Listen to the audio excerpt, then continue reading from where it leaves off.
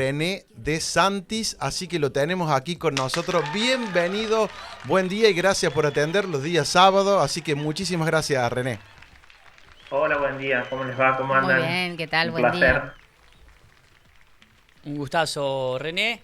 Esto que por ahí muchas veces es difícil para hablar, no solo en el ámbito escolar, como usted lo desarrolla, ¿cómo lo enfrenta en el aula? Usted ya está ducho en el tema, pero por ahí muchas veces los profesionales nos cuesta ingresar a esta temática.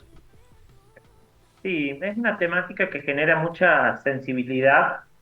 Primero porque es un tema del cual no se hablaba anteriormente. Entonces ha sido un tema silenciado, tabú, donde la misma práctica y el ejercicio del poder de la persona que ejerce la situación de abuso hace de que la persona se silencie. Entonces, desde el lugar de silencio, cuando silencia a la persona que es víctima, cuando le genera culpabilidad, cuando le genera miedo, hace de que esa coerción sobre los cuerpos sean difíciles de enfrentar. Entonces, como propuesta para trabajarla, no moviliza de las sensaciones o de las tensiones donde el cuerpo está como más ligero, las emociones están más fluidas, sino todo lo contrario. Moviliza tensiones corporales, que salgan enojos, que salgan miedos, que salgan situaciones de peso o que algunas personas lo puedan decir por primera vez cuando uno lo lleva como una propuesta de trabajo a nivel del aula.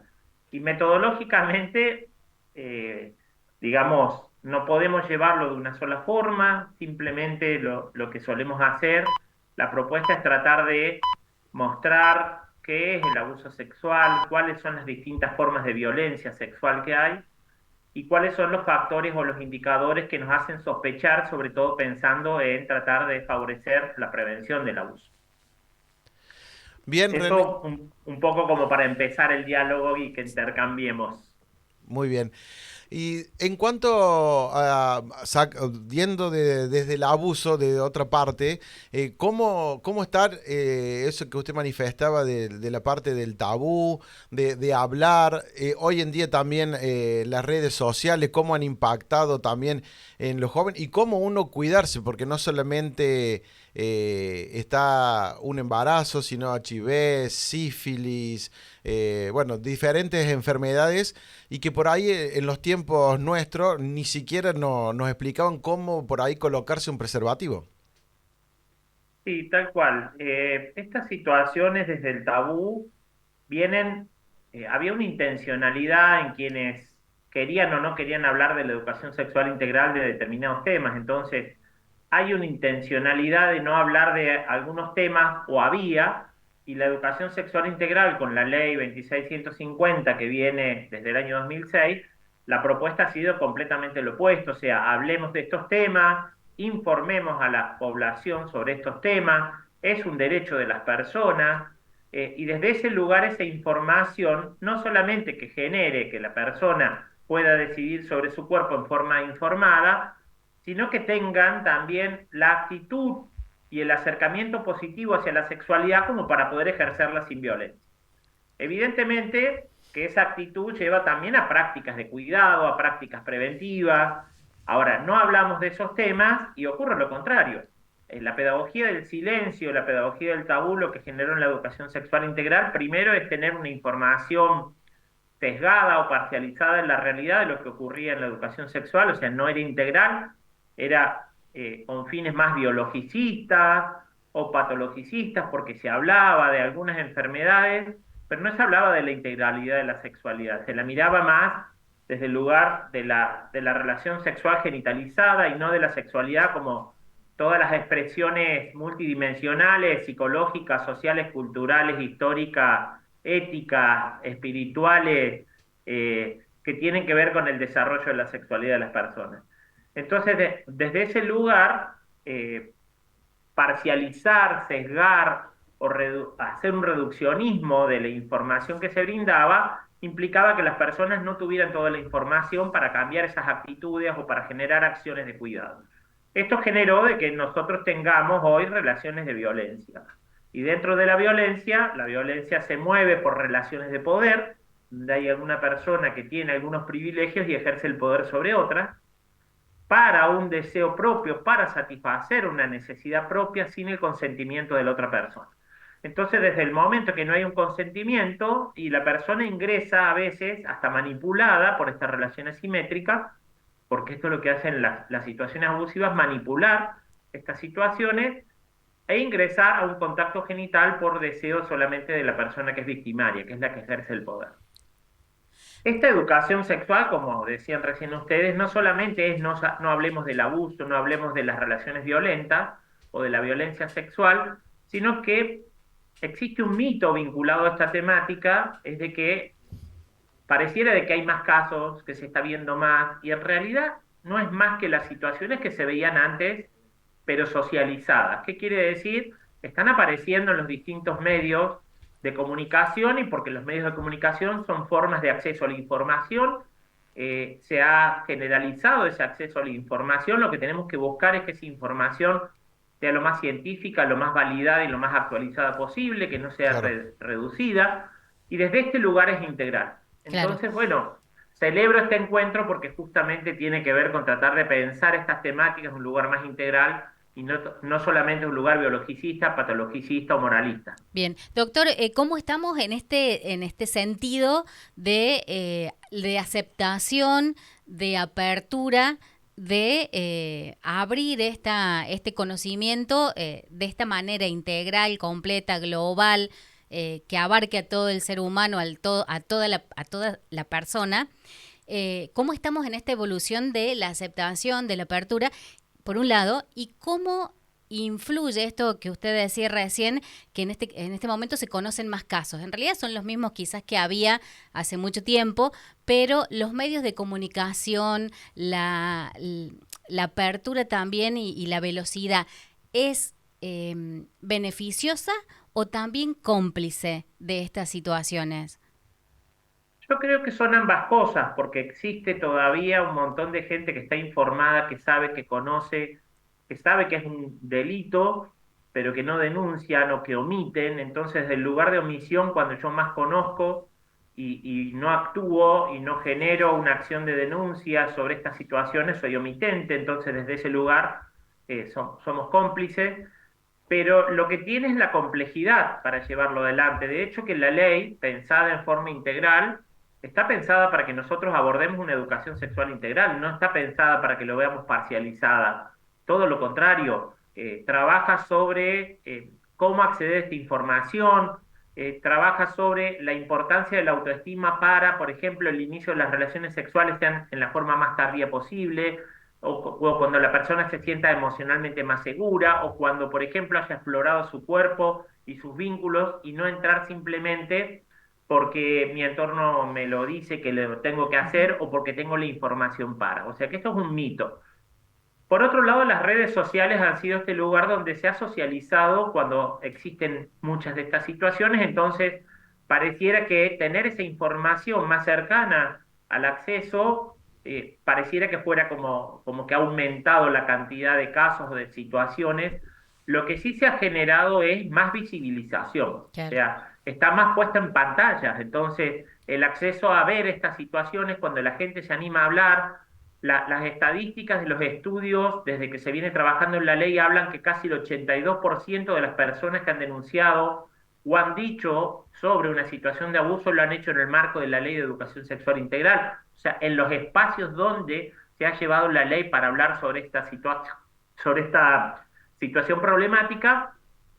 Entonces esto ha generado de que este tema que antes era un tabú ahora esté en escena social, ahora se esté hablando. De hecho, que es la forma en la que se empieza a sanar, que la persona encuentre las palabras para poderlo decir, el contexto afectivo y de confianza como para decirlo, el vínculo como para poderlo abrir y sentirse cuidado y cuidada.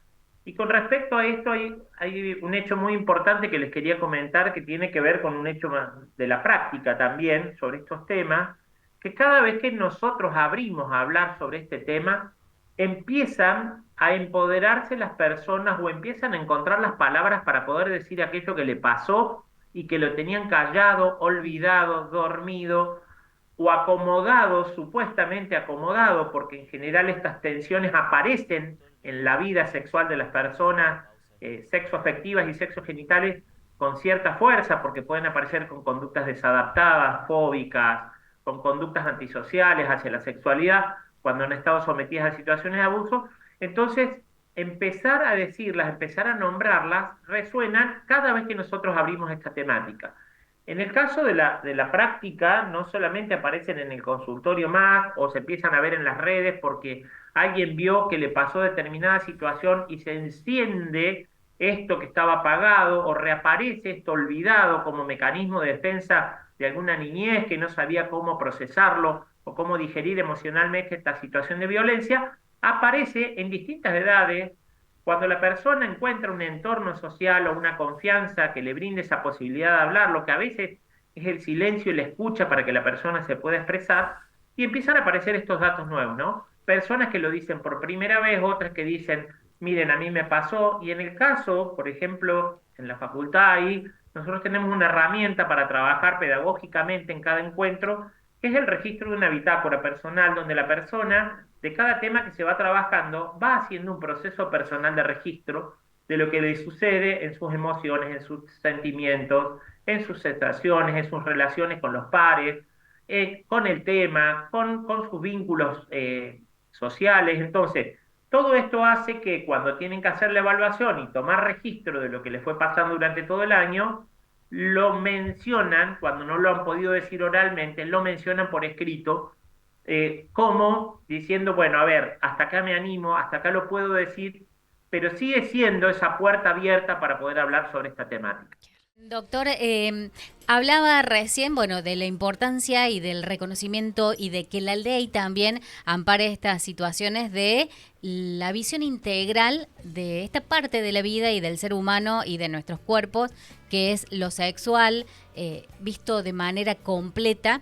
El trabajo específicamente, y bueno, se está haciendo desde las instituciones educativas, desde la infancia, desde las primeras infancias, para que esto se vuelva un tema cotidiano, normal, hablable, pero tenemos muchas generaciones todavía que vienen con alguna de estas situaciones que usted mencionaba. ¿Cuáles son los espacios creados para que estas otras generaciones puedan también hablar, tener este espacio que usted decía de escucha, que a veces es eso lo que se necesita? Bien, interesantísima pregunta. Interesante desde el lugar de si venimos de un montón de generaciones que no han tenido educación sexual o la educación sexual que han tenido ha sido más vulgar o más la educación a la que hemos accedido por medios, por acceso, inclusive más las masculinidades que las feminidades, tiene que ver con la educación sexual de la pornografía, que tiene ciertos rasgos de violencia. Evidentemente que esas generaciones se encuentran con una brecha de información que les falta. Y si bien está pensada para el ámbito educativo, la educación no solamente es en el ámbito de la formalidad, la educación sexual integral también está preestablecida en los ámbitos no formales o informales, y ahí tenemos todas las otras instituciones de la comunidad, e inclusive en las puertas de entrada de la educación sexual integral, uno de los ejes es el trabajo con la familia, el otro es el trabajo con las otras instituciones de la comunidad. Entonces no está centrada solamente en trabajarlo desde lo educativo. Lo que ocurre es que hay un desconocimiento de estas puertas de entrada de la educación sexual integral, y esto hace de que nosotros no incorporemos el resto de las instituciones, pero estas temáticas, por ejemplo, pensaba en el deporte, son trabajadas en las instituciones deportivas. Pensaba hace poco en las Olimpiadas, Simone Biles, que es la atleta norteamericana, que pudo hablar sobre el abuso sexual del entrenador de ella, y un montón de atletas salieron a decir que le había sucedido lo mismo. Entonces, ¿se trabaja en los otros ámbitos? Sí. ¿Se trabaja de distinta manera y diferenciada? Sí. Lo que suele ocurrir que a veces se hacen trabajos fragmentados y se desconoce de que se están haciendo trabajos desde las diferentes instituciones. Lo que podríamos empezar a pensar es esta articulación, ¿no? ¿Cómo hacemos para trabajar desde la justicia, desde lo deportivo, desde las instituciones sociales, desde las ONG y las fundaciones, desde los centros de salud? O sea, ¿cómo podríamos integrar todas las instituciones y no necesariamente la escuela? La escuela ha sido a veces un punto de partida porque convocaba, pero a veces también podemos pensar cómo la escuela sale de su institución y va hacia las otras instituciones. Y ahí lo podremos pensar hasta inclusive en los ámbitos públicos como una plaza, organizar una jornada para trabajar sobre la temática donde se convocan las distintas instituciones de la comunidad.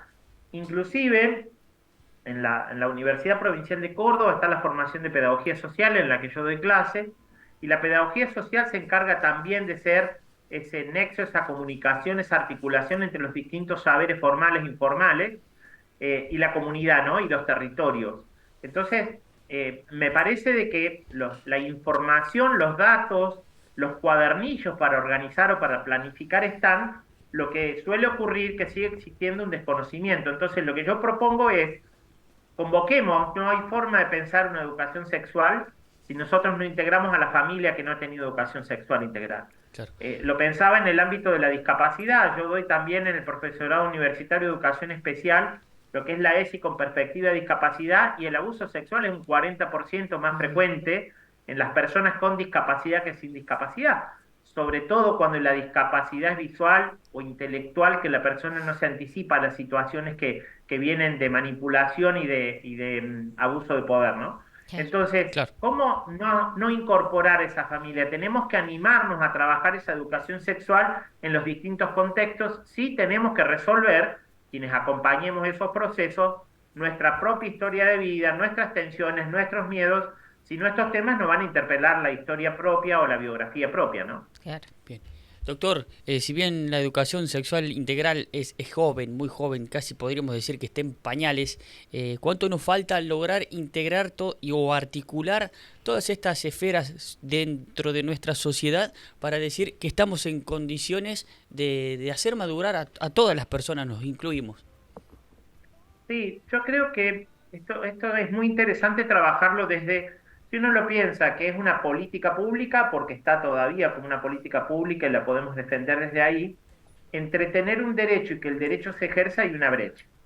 Y esa brecha es educativa, es cultural. Entonces, nosotros tenemos que aprovechar esta instancia, por ejemplo, de socializar esta información en un medio social, como es el de ustedes, para que llegue a otros espacios, a otros lugares, para que haya gente que sepa que esta información está, que es accesible. Nuestra provincia de Córdoba, además de la ley nacional, tiene un programa de educación sexual integral al cual se puede convocar a las personas que trabajan en este programa provincial para acercar esta información. Hay una página gratuita donde uno puede entrar y ver el acceso, cada tema que se puede trabajar de la ESI, y entre ellas está el abuso, están organizadas y articuladas desde ejes conceptuales para trabajarla, que es el derecho, la afectividad, la diversidad, la perspectiva de género y el cuidado del cuerpo y la salud. Entonces, tenemos hasta los ejes organizativos, tenemos los ítems.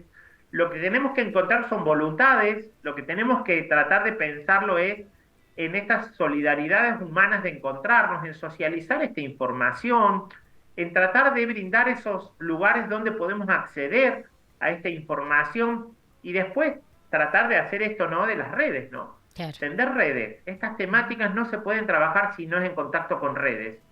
No es algo individual, es algo más colectivo, más solidario. Bien. Perdón, desde la universidad hay estos espacios también, porque a veces lo económico también, si bien ya lo social está más abierto, las instituciones crean algunos espacios, pero a veces lo económico también influye para los accesos a profesionales, desde la universidad, más allá de los trabajos de municipio y de una política social. ¿Hay otros lugares donde la gente pueda acudir? Sí, nosotros tenemos distintas organizaciones que se dedican a trabajar esta temática.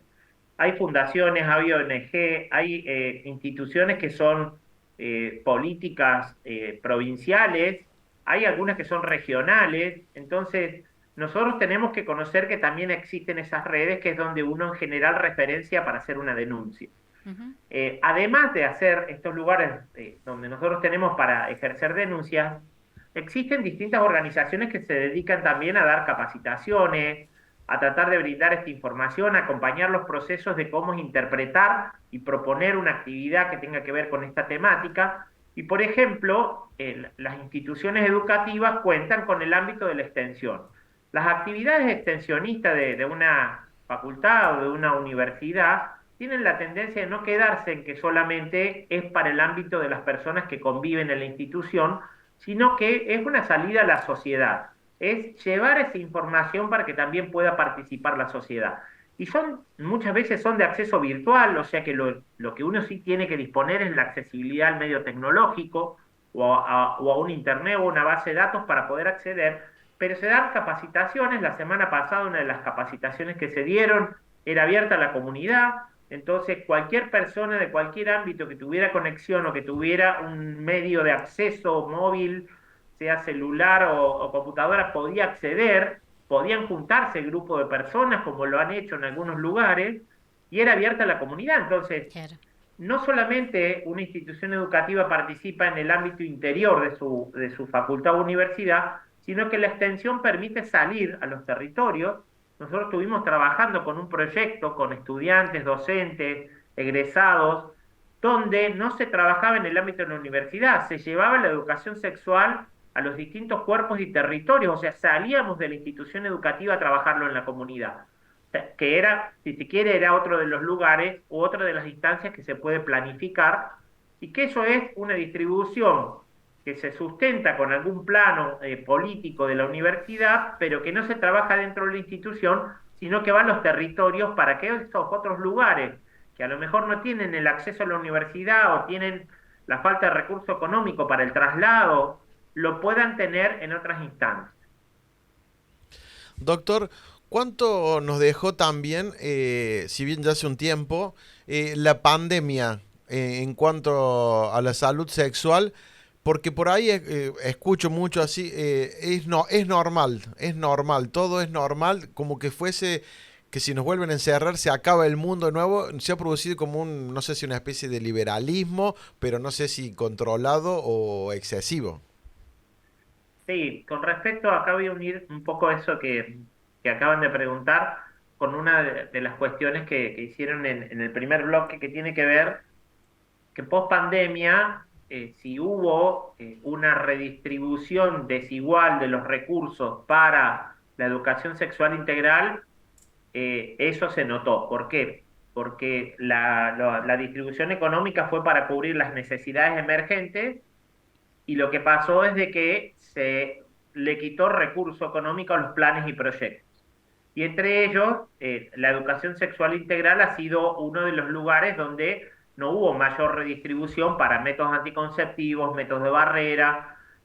Entonces, se habían visto unos altos índices de aumento de las infecciones de transmisión sexual que todavía actualmente las tenemos. El tema es el siguiente.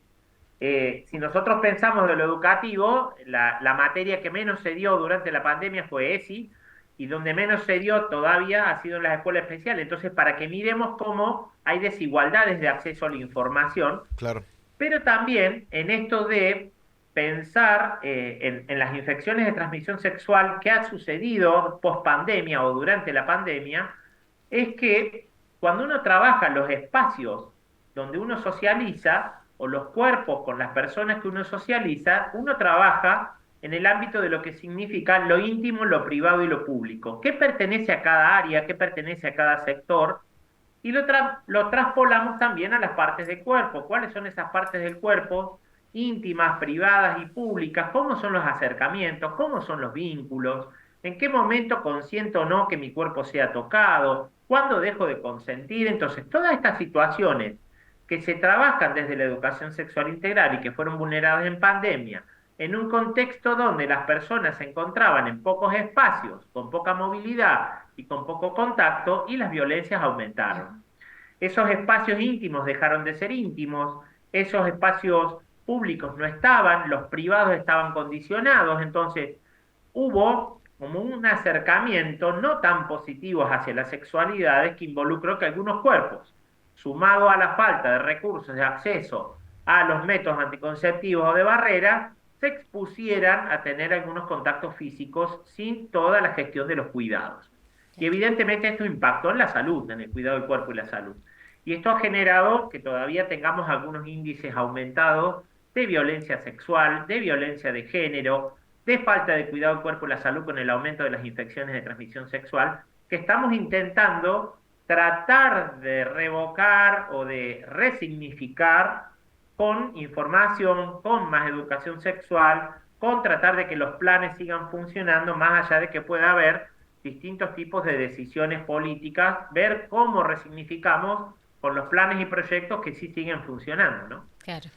Doctor, muchísimas gracias por este tiempo. Hemos aprendido, hemos interiorizado muchos temas. Seguramente lo vamos a volver a convocar para estos interesantes temas. Así que desde ya, muchas gracias por compartir esta mesa hoy día sábado aquí en el Soltate en Río Primero. Gracias, doctor. Muchas gracias. Gracias a ustedes y por más acceso a la educación sexual integral para todos y todas.